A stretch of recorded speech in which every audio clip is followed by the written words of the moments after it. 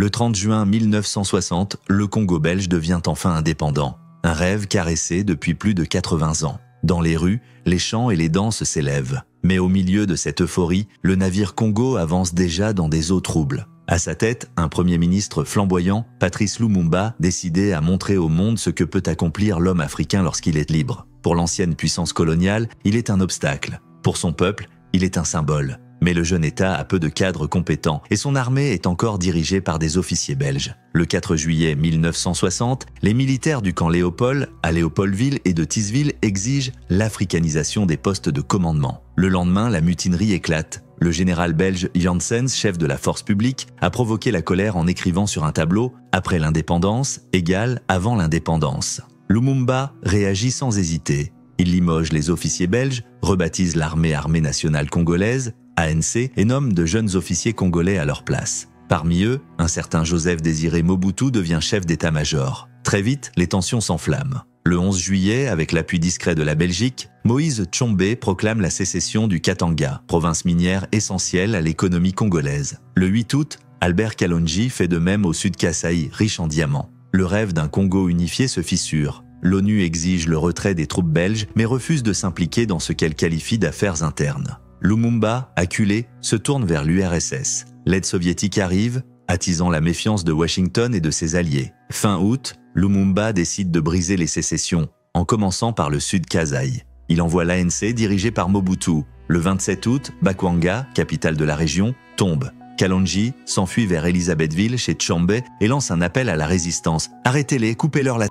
Ils n'ont pas de balles, seulement des papiers. » L'armée congolaise, formée dans la dure tradition coloniale, répond par une répression sanglante. Les massacres choquent l'opinion internationale. Le secrétaire général de l'ONU, Dag Hammarskjöld, parle même de possible génocide. Lumumba est discrédité. Les pressions s'intensifient. Les puissances occidentales cherchent un moyen de l'écarter. Sous l'influence de l'Abaco, des partis anti-lumumbistes, des diplomates belges, américains et français de l'ONU, et même du clergé catholique Joseph Kasavubu, président de la République, cède. Le 5 septembre, à 20 h, il annonce à la radio nationale la destitution de Lumumba, l'accusant de plonger le pays dans une guerre atroce. Quelques heures plus tard, Lumumba riposte. Il déclare la décision nulle et non avenue, destitue à son tour Kasavubu et le traite de valet de l'impérialisme. Le sommet de l'État sombre dans la cacophonie. C'est dans ce chaos que les puissances étrangères se tournent vers un jeune colonel en qui elles voient un allié, et qui, dans l'ombre, entretient déjà des liens avec la CIA, Joseph Désiré Mobutu. Mais qui est-il? Quel est son parcours? Qui êtes-vous? Vous êtes le colonel Mobutu, mais encore. Je suis congolais, originaire de la province de l'Équateur. Je suis né à Lissala, dans la même province, le 14 octobre 1930. Donc j'ai presque 30 ans. Mes études, je les ai commencées ici à Léopoldville pour les continuer à Coquetteville, à l'école moyenne des frères des écoles chrétiennes. Après mes études moyennes, j'ai été mobilisé, donc incorporé à la force publique pour un terme de 7 ans. J'ai passé 2 années à l'école des comptables dactylographes de Louloabourg. Ensuite, j'ai été attaché au quartier général de la force publique pendant 4 ans, ici à Léopoldville. À ma démobilisation, j'ai été engagé en qualité de journaliste à l'Avenir de Léopoldville, avant d'être nommé rédacteur en chef des actualités africaines. 2 ans et demi plus tard, j'ai représenté le même journal au congrès de la presse coloniale à Bruxelles, dans le cadre de l'exposition internationale. 1 mois après, je suis retourné, cette fois avec ma famille, pour poursuivre mes études en Belgique. Je me suis inscrit à l'Institut supérieur d'études sociales. J'ai représenté en même temps le parti de M. Lumumba à la table ronde économique et sociale de Bruxelles. C'est à l'issue de cette conférence, n'est-ce pas, que j'ai été appelé au Congo pour préparer les dossiers économiques et financiers à l'intention du gouvernement congolais. 2 jours avant mon retour, n'est-ce pas, en Belgique, M. Lumumba m'a demandé de faire partie de son gouvernement. J'ai accepté parce que l'heure était décisive pour le pays. Pendant les mutineries de la force publique, on m'a demandé, en ma qualité d'ancien militaire, de passer à l'armée. J'ai accepté et j'y suis encore. Maintenant, mon colonel, comment voyez-vous l'avenir du Congo? Je suis optimiste. Après, n'est-ce pas, ma révolution pacifique, qui est celle d'ailleurs de l'armée, Mais j'ai été contacté, M. Kasavubu et Lumumba, pour voir, n'est-ce pas, quelle était la position de chacun. Il est maintenant question, n'est-ce pas, d'organiser une grande table ronde politique qui réunira, n'est-ce pas, tous les grands leaders nationaux. Puisque le problème qui se pose actuellement au pays n'est plus un problème qui concerne deux hommes, mais plutôt un problème national. Croyez-vous à une réconciliation prochaine? Moi, je suis franchement pour la réconciliation. Au besoin, l'armée l'imposera. Le 14 septembre 1960, à 20h, Mobutu prend la parole à la radio. L'armée a pris en main la situation du pays en neutralisant le président et le Premier ministre pour laisser aux politiciens le temps de se mettre d'accord. Il ne s'agit pas d'un coup d'État militaire, mais d'une révolution pacifique. L'armée ne prend pas le pouvoir, elle accorde une trêve aux politiciens. Puis d'un ton sec, il ordonne aux diplomates soviétiques de quitter le Congo sous 48 heures. Lumumba est placé en résidence surveillée. Mobutu installe un gouvernement provisoire, le collège des commissaires généraux, composé de techniciens et de civils. Kasavubu reste président, mais le véritable arbitre du pouvoir, c'est désormais Mobutu. Après de longues discussions avec Patrice Lumumba, Antoine Gizenga reçoit une mission capitale, réorganiser le gouvernement légitime à Stanleyville, bastion du lumumbisme. Le 15 octobre, le gouvernement pro-Lumumba est officiellement reconstitué. Plusieurs partis et provinces se rallient à lui, le MNCL, le Balubakat, le CEREA, ainsi que les gouvernements des provinces orientales du Haut-Katanga et du Kivu. Ainsi naît la République libre du Congo, rapidement reconnue par 21 pays dont l'URSS, la Chine, Cuba, la Yougoslavie et plusieurs États africains. Mais Lumumba, placé en résidence surveillée, tente de s'évader pour rejoindre Stanleyville. Il est capturé par des soldats fidèles à Mobutu, transféré d'abord à Tisville, puis livré à Moïse Tshombe, au Katanga. Le 17 janvier 1961, Patrice Lumumba est assassiné aux côtés de deux de ses compagnons. Sa mort laisse le pays éclater. 4 entités se partagent désormais le territoire. Le gouvernement central comprend vite qu'uni, le Congo est plus fort. Il lance alors une campagne de reconquête. Le 11 novembre, Gizenga est arrêté, transféré à Léopoldville, puis interné sur l'île de Boulambemba. Le 30 décembre, c'est au tour d'Albert Kalonji d'être capturé après une campagne militaire sanglante marquée par le massacre de milliers de civils. Il parvient à s'évader le 7 septembre 1962 et tente de former un nouveau gouvernement qui ne tiendra qu'un mois. Le 15 janvier 1963, l'ONU met fin à la sécession katangaise. Le Congo retrouve enfin les frontières de son indépendance. Mobutu, désormais figure centrale de l'armée, veut moderniser ses forces. Le 31 mai, il est reçu à la Maison-Blanche par le président John Kennedy qui se déclare prêt à répondre à toute demande d'aide. Parmi ses requêtes, Mobutu demande même à suivre une formation de parachutiste, pour lui-même. Mais la paix est de courte durée. En juillet, Pierre Moulélé, ancien ministre de Lumumba, déclenche une rébellion dans le Kwilu. En avril 1964, Christopher Guebeni, le général Olenga, Gaston Soumialo et Laurent Désiré Kabila lancent à leur tour la rébellion des Simba à l'est. Stanleyville tombe entre leurs mains. Le 4 août, ils proclament la République populaire du Congo. Une nouvelle fois, le pays est divisé. Réunifier le Congo devient une urgence vitale. C'est la mission que s'attribue le colonel Mobutu.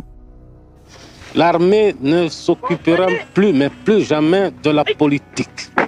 Rien à faire, nous devons marcher à fond, même conclure des accords avec le diable pour refaire l'unité du Congo. Rien à faire. Et le Congo restera un et indivisible. Malgré la débâcle de ses soldats, il bénéficie du soutien de combattants étrangers. Vétérans de la guerre du Vietnam contre révolutionnaires cubains, mercenaires européens.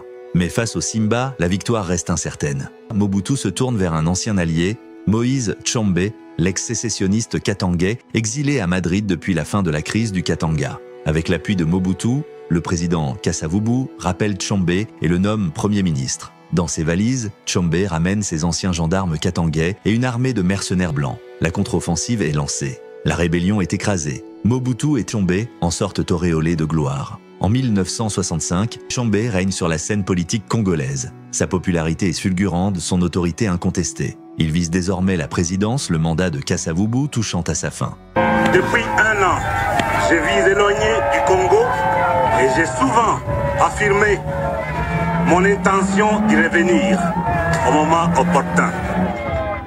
Kasavubu, voyant en lui un rival redoutable, entre en confrontation ouverte. Le 13 octobre 1965, à l'ouverture solennelle du Parlement, coup de théâtre, Kasavubu annonce la destitution de son Premier ministre. Pris de court, Tshombe se tourne vers ses soutiens américains et belges, mais il reste silencieux. La CIA, cependant, garde un atout en réserve, Mobutu. Figure montante de l'armée, il se montre prêt à arbitrer le conflit. Le 19 novembre, Kasavubu le nomme lieutenant-général.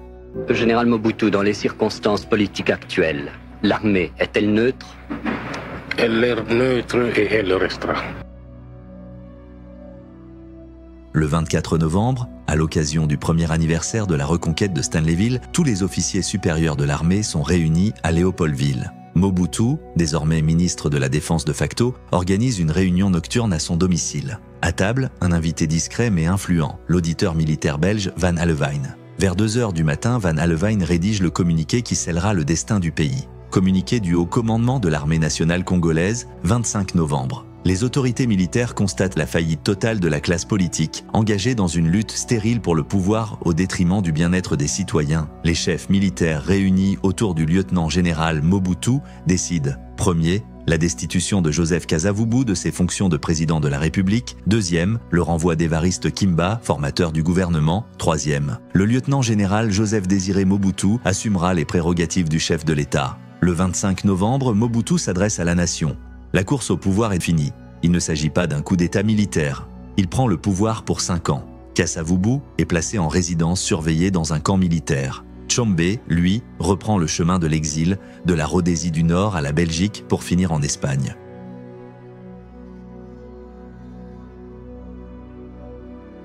Kinshasa, 12 décembre 1965. Le stade Roi-Baudouin, aujourd'hui Tata Raphaël, est plein à craquer. Sous un soleil implacable, toutes les forces vives de la République sont rassemblées.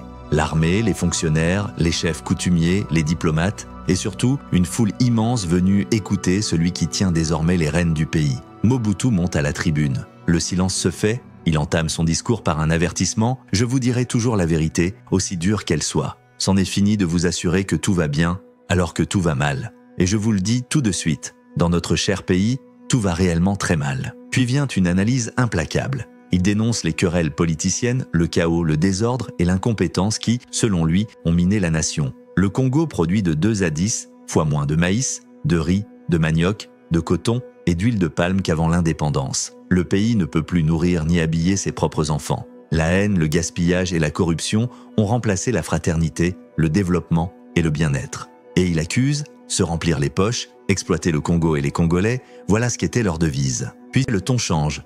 L'homme appelle au travail, à la discipline, à l'effort collectif. Il nous faut retrousser nos manches. Pour relever le Congo, il faudra des bras, beaucoup de bras. Sous les acclamations, Mobutu remonte symboliquement ses propres manches, promettant de donner l'exemple. Il annonce que dès le lendemain, les plus hautes autorités devront obligatoirement cultiver un champ d'au moins 1 hectare. Lui-même s'y engagera. Les projets sont grandioses, le barrage d'Inga, l'usine sidérurgique de Maluku, mais les mesures sont aussi sévères. Réduction des salaires des députés, suspension du droit de grève, maintien de l'interdiction des quelques 223 partis politiques recensés au Congo. Enfin, Mobutu fixe l'horizon. J'ai décidé de rester au pouvoir 5 ans. Il a fallu 5 ans aux politiciens pour conduire le pays à la ruine. Je me donne 5 ans pour, avec votre aide, le conduire vers la prospérité. Et il conclut, confiant, le Congo d'aujourd'hui, avec sa misère, sa faim et ses malheurs, se transformera en un pays riche et prospère que le monde nous enviera.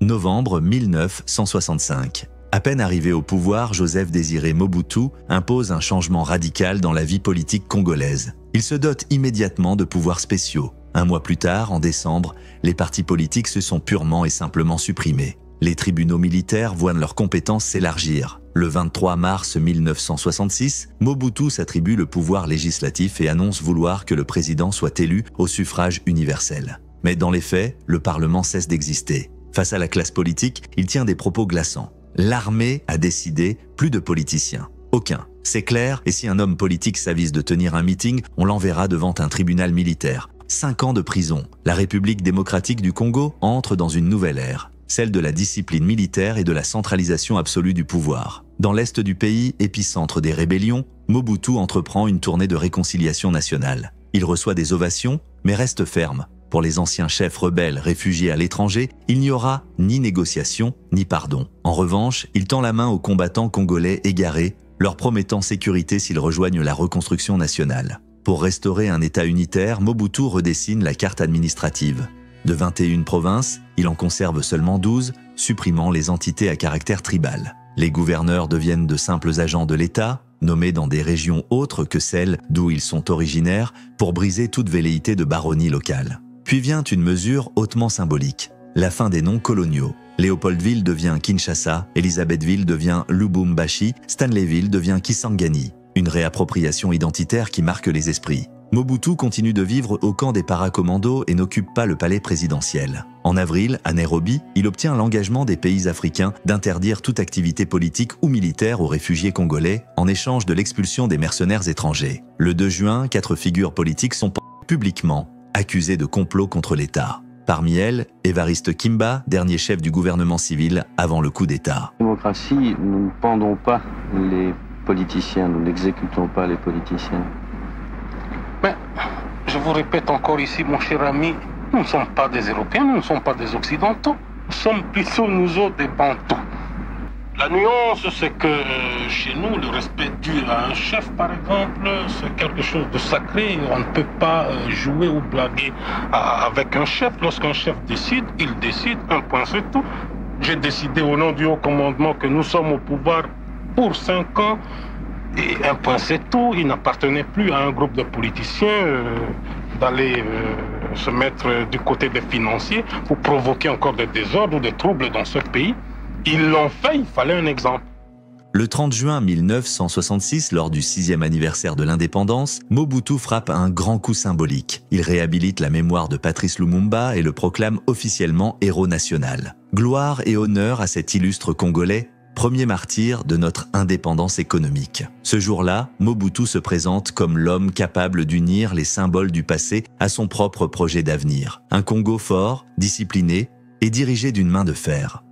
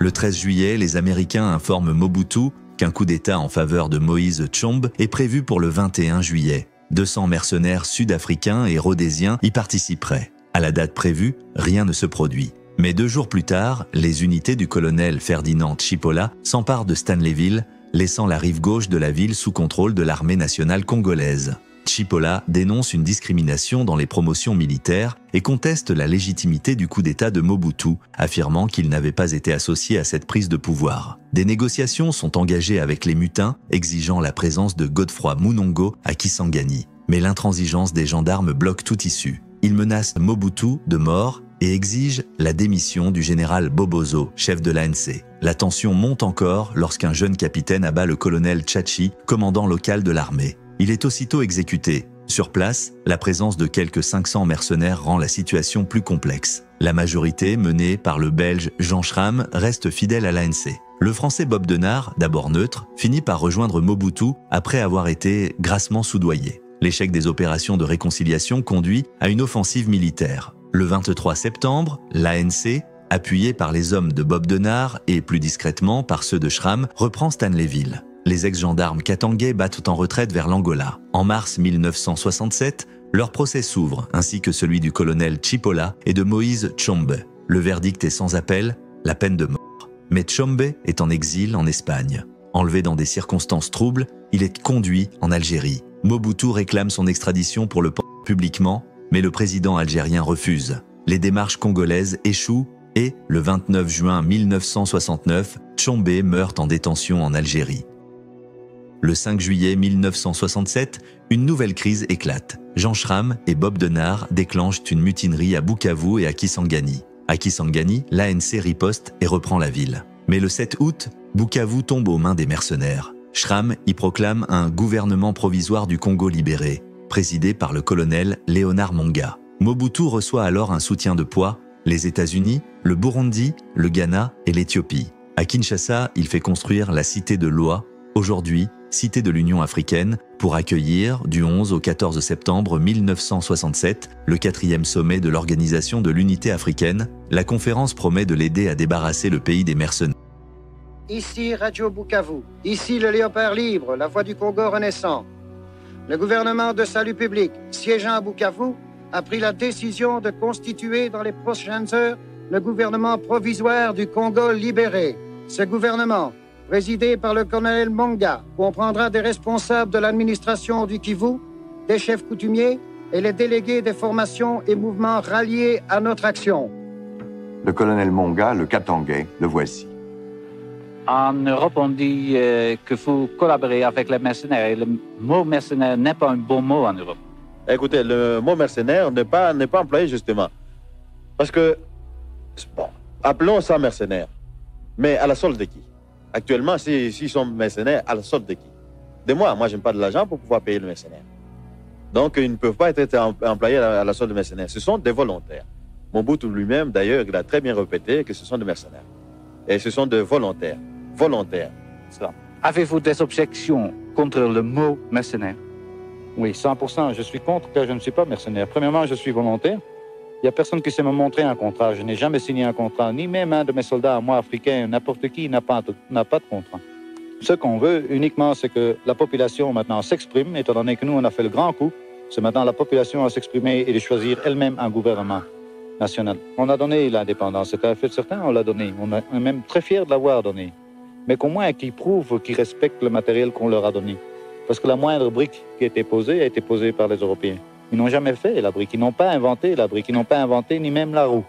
Alors qu'ils respectent au moins le matériel qu'on leur a donné. Les Katangais l'ont respecté, étant donné qu'au Katanga, il n'y a jamais eu de casse, ni de ruine, rien du tout. Nous avons essayé de refaire la même chose dans le Maniema, ça a été fait.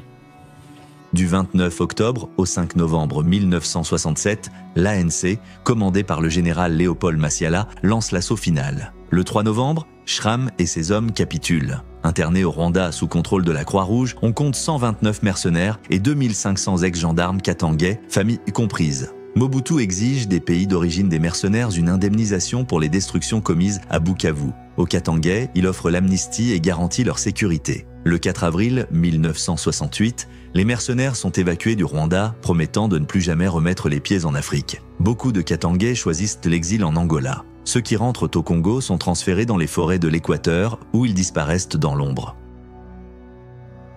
En mai 1966, Mobutu obtient du gouvernement belge la réouverture du dossier du contentieux hérité de la colonisation. Le 7 juin, il promulgue l'ordonnance-loi connue sous le nom de loi Bakadjika. Cette mesure vise à remettre de l'ordre dans le domaine foncier. Durant l'époque coloniale, une grande partie des meilleures terres indigènes avait été attribuée aux colons. Désormais, l'État congolais se réserve la pleine disposition de tous les droits fonciers, forestiers et miniers. Au cœur de cette bataille se trouve l'Union minière du Haut-Katanga, véritable empire industriel qui fournit à l'État la moitié de ses revenus, 70% de ses rentrées en devises et fait vivre 100 000 personnes. Au Katanga, elle produit chaque année 300 000 tonnes de cuivre, dont les 2 tiers raffinés sur place, 10 000 tonnes de cobalt, soit la moitié du marché mondial, 175 000 tonnes de concentré de zinc ainsi que divers métaux précieux. Des négociations s'ouvrent pour créer une société de droit congolais détenue à parts égales entre l'État et l'UMHK, tout en conservant la participation publique dans l'entreprise originelle.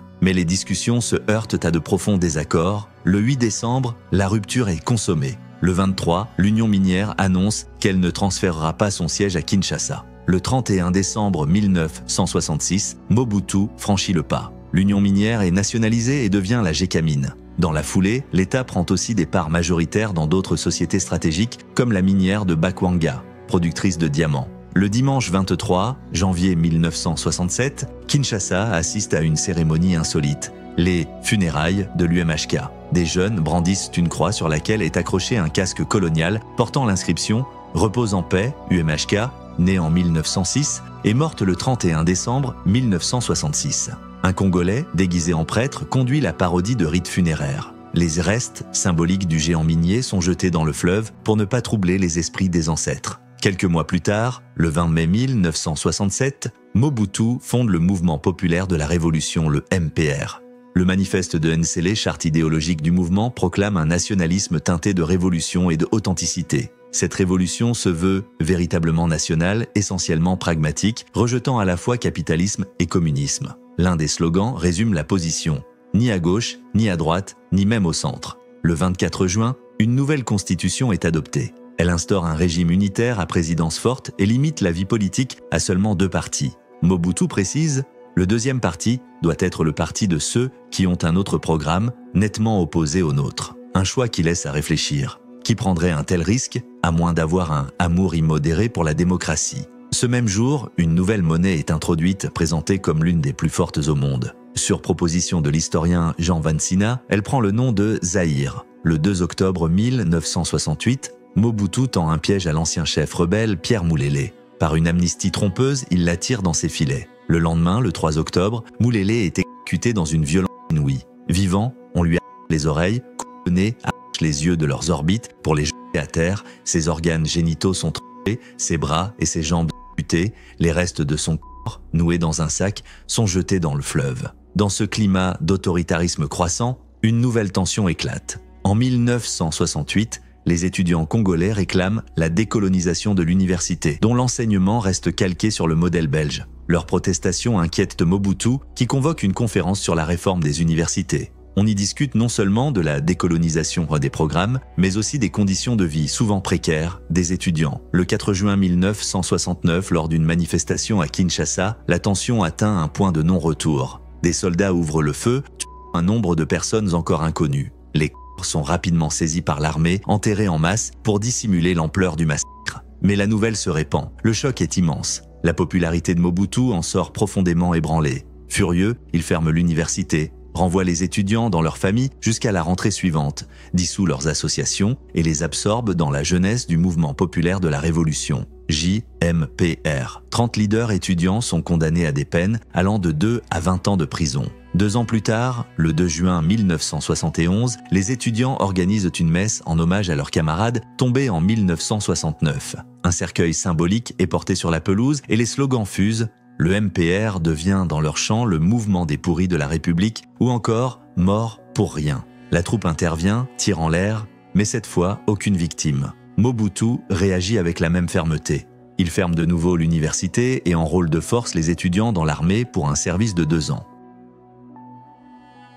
En novembre 1970, les 5 années que Mobutu s'était accordées pour redresser le pays touchent à leur fin. Il dirige désormais un État pacifié, dont il contrôle toutes les institutions. Le multipartisme a disparu, l'opposition n'existe plus, l'armée lui est acquise corps et âme. La bataille pour la reconquête des richesses minières a tourné à son avantage et il bénéficie du soutien du bloc occidental. Il avait promis de rendre le pouvoir. Il n'en est plus question. Le Parlement est dissous. Le 1er novembre, Mobutu se présente seul à l'élection présidentielle et, sans surprise, est élu au suffrage universel. En décembre, une révision constitutionnelle consacre le parti unique, le mouvement populaire de la Révolution, désormais institution suprême de la République. C'est dans ce contexte qu'il lance la politique de l'authenticité ou zaïrianisation, destinée, selon lui, à décoloniser les esprits. Le 14 février 1971, à Dakar, il en expose les principes. Le MPR a besoin d'une âme, c'est l'authenticité. Nous voulons être des Congolais authentiques. Le pays change de visage. Provinces, villes, rivières et avenues sont rebaptisées. La République du Congo devient le Zaïre, avec un nouveau drapeau tricolore, vert pour la terre, or pour ses richesses, rouge pour la révolution. Chaque matin à 8h, l'hymne la zaïroise retentit et le Salongo, travail collectif obligatoire, mobilise les citoyens chaque samedi. Les Zaïrois doivent désormais porter un nom africain. Joseph Désiré Mobutu devient Mobutu Sese Seko Kuku Ngbendu Wazabanga, le guerrier tout-puissant qui va de conquête en conquête sans que rien ni personne ne puisse l'arrêter. Dans les rues, le costume occidental disparaît au profit de l'Abacoste, veste sobre inspirée du style maoïste. En janvier 1972, l'Église catholique entre en conflit ouvert avec le régime. Le cardinal Malula critique l'imposition de noms africains comme une atteinte aux droits des familles. Mobutu réagit avec violence. Le 22 janvier, une campagne de dénigrement est lancée. Le cardinal est expulsé de sa résidence puis contraint à l'exil à Rome. L'authenticité devient bientôt culte de la personnalité.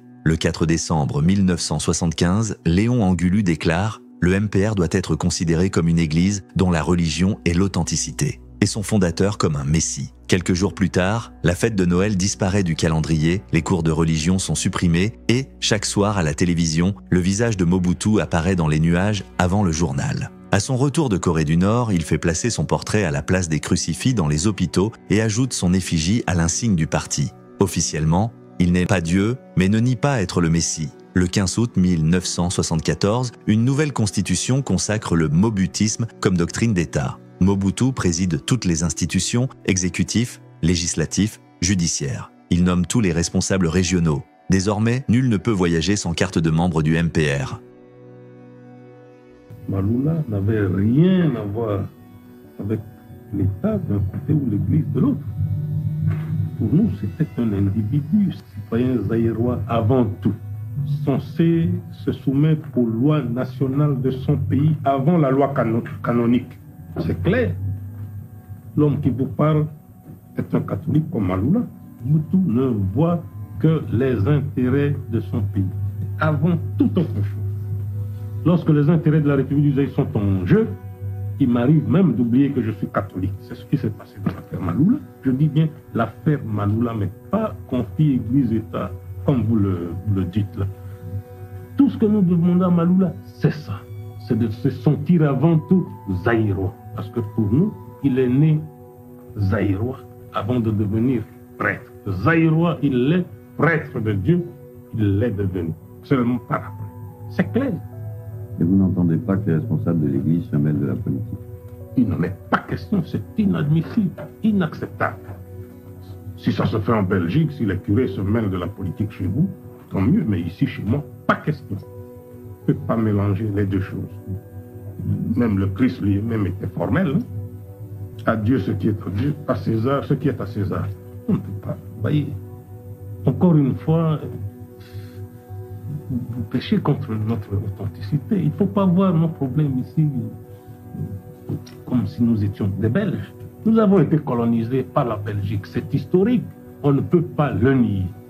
L'histoire nous marque, vous marque là-dessus, c'est tout. Mais une seule chose est certaine, c'est que malgré cette colonisation, ne croyez pas que vous avez laissé 21,5 millions de Belges ici. Non, depuis l'indépendance, disons plutôt depuis le 24 novembre 1965 jusqu'à ce jour, mon travail consiste à rappeler à chacun de mes concitoyens que nous sommes des Zaïrois, nous devons le rester.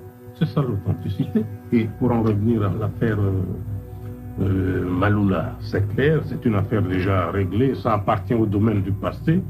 On peut en parler, mais à l'imparfait, c'est fini tout ça. Mais je suis sûr qu'à son retour, il comprendra ses erreurs du passé et il s'en sortira désormais plus zaïrois que jamais. C'est ça le problème. Je savais que vous alliez en arriver là. Vous savez que la Kotonko existe depuis 1921 au Zaïre.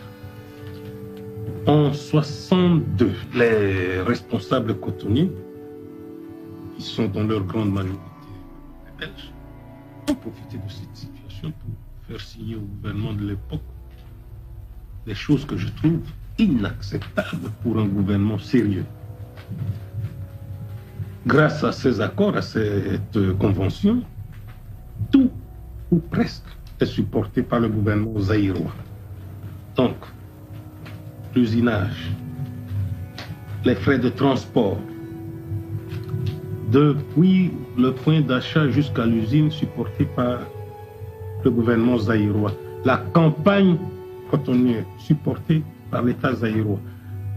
Tout ce qu'on peut trouver depuis 1962 chez les cotonniers, même les crayons, les gommes qu'ils utilisent pour les travaux normaux dans les bureaux, supportés par l'État zaïrois. Tous les frais généraux par l'État zaïrois. C'est inadmissible pour un pays jeune, sous-équipé, comme je l'ai dit l'autre jour. Nous avons dit non, nous avons renoncé à cela. Un exemple type. Dans la région de l'Équateur, à Boussinga, une usine est tombée en panne depuis 4-5 ans. Pour son remplacement, il fallait simplement sortir 5 millions de francs belges pour la remettre en état. Mais nos amis n'ont pas fait. Depuis l'indépendance, je dis bien depuis l'indépendance, c'est la 12e année, ces messieurs n'ont pas sorti un seul centime pour investir nulle part. Et dans le cas de Bousinga, qu'est-ce qui se passe? Tout le coton de la région de Bousinga, puisque c'est au frais de l'État, donc de la princesse, on le transporte depuis Bousinga jusque dans les Ouélés. Ça vous fait plus de 400-500 km. Aller-retour au frais de l'État. Au lieu de sortir 5 millions, ils investissent. Tout a d'ailleurs été amorti depuis 3, 4, 5 ans. Ils travaillent comme ça, ils tournent et tout, et ça augmente le prix. Ce sont des vieilles usines, des vieilles machines. Et nous ne touchons même pas à leurs usines. Nous avons fait le nécessaire auprès de certains pays. Nous allons acheter d'ici la fin de l'année nos propres machines, on va monter ses propres usines et ils peuvent démonter leurs vieilles machines et partir avec, parce que j'ai vu dans certains journaux des passages où on disait bon, cela correspond à une mesure de nationalisation. Il n'en est pas question. Les machines resteront telles quelles. Nous les avons réquisitionnées tout simplement pour ne pas tout arrêter inutilement et faire souffrir les paysans. Le 4 octobre 1973, à la tribune des Nations Unies, Mobutu livre un discours marquant. Il y dénonce l'impérialisme, le racisme, le mépris et la ségrégation. Dans un geste audacieux, il annonce l'ouverture d'une coopération avec la Chine et rompt les relations diplomatiques avec Israël. Quelques semaines plus tard, le 30 novembre, il frappe un grand coup. Tout ce qui appartient encore, dans l'économie, à des étrangers, sera remis aux fils du pays. Commerce, plantation, exploitation forestière, industrie, sociétés immobilières, tout doit changer de main. Les propriétaires étrangers seront, promet-il, indemnisés dans un délai de 10 ans. Mais cette redistribution profite avant tout aux proches du pouvoir. Ministres, dirigeants du MPR, députés et collaborateurs directs du président s'emparent des biens. Mobutu lui-même s'octroie 14 plantations prospères regroupées dans un conglomérat, cultures et élevages du Zaïre, le Celsa, devenant ainsi le 3e employeur du pays derrière l'industrie minière et l'État. La zaïrianisation nationalise les sociétés agricoles, les grandes propriétés et les unités commerciales détenues par des étrangers. Des nationaux, souvent sans expérience ni compétences, sont parachutés à leur tête. Rapidement, les conséquences se font sentir. Pillage, mauvaise gestion, infrastructures dégradées, machines inutilisables, main-d'œuvre démotivée. L'économie, déjà fragilisée par le départ des Belges et les crises politiques des années 1960, s'effondre encore davantage.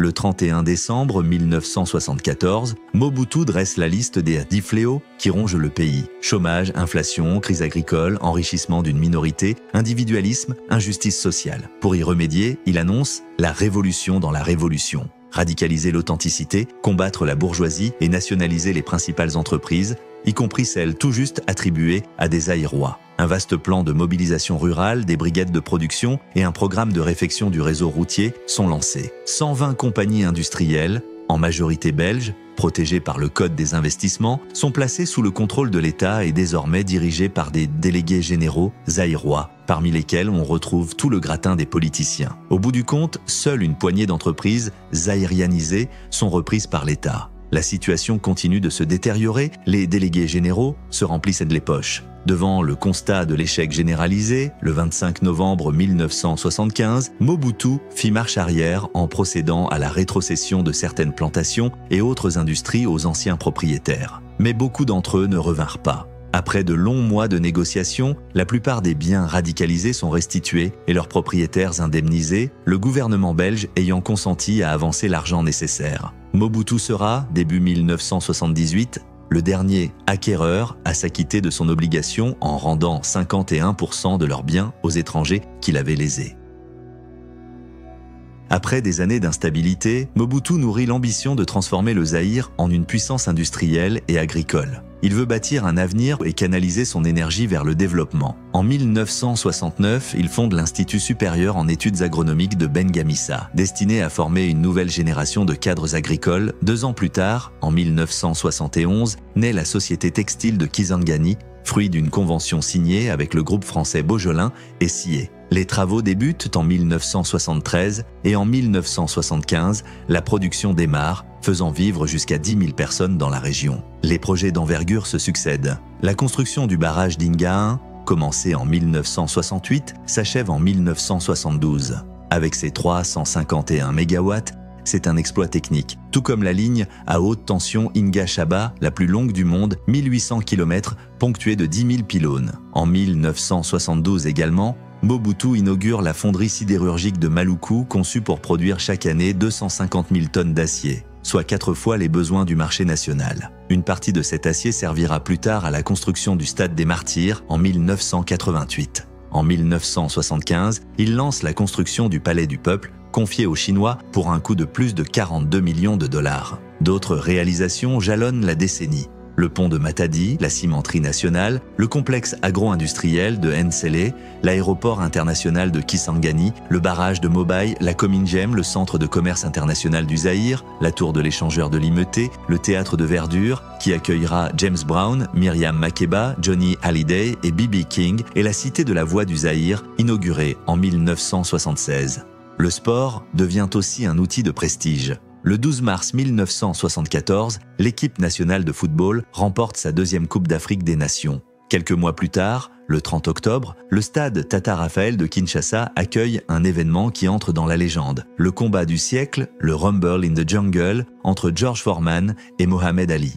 À 4 heures du matin, pour correspondre au prime time américain, le monde entier assiste à la victoire éclatante d'Ali. Cette nuit, la foule en délire, debout, hurle, certains se sautent dans les bras, d'autres pleurent. Leur refrain, Ali Bomaye, pour Mobutu, c'est un cadeau au peuple zaïrois et une vitrine internationale pour son pays. En 1975, il se tourne même vers l'espace. L'Allemand Lutz Kaiser fonde l'OTRAG, une société spécialisée dans la construction de lanceurs spatiaux à faible coût. Séduit par l'idée, Mobutu lui concède un territoire de 100 000 km² au Katanga avec un droit de jouissance intégral pour 50 ans. Les premiers essais sont prometteurs, mais le troisième, auquel Mobutu assiste en personne, tourne à la farce. Prévu pour le matin, le lancement est retardé pendant des heures, le temps que le maréchal et sa suite arrivent. Les moteurs, eux, ne peuvent attendre. Dès le décollage, la fusée pique du nez et s'écrase dans la vallée voisine. Les images, captées par les caméras, deviennent le symbole involontaire d'un régime dont les ambitions grandioses se heurtent trop souvent à la réalité.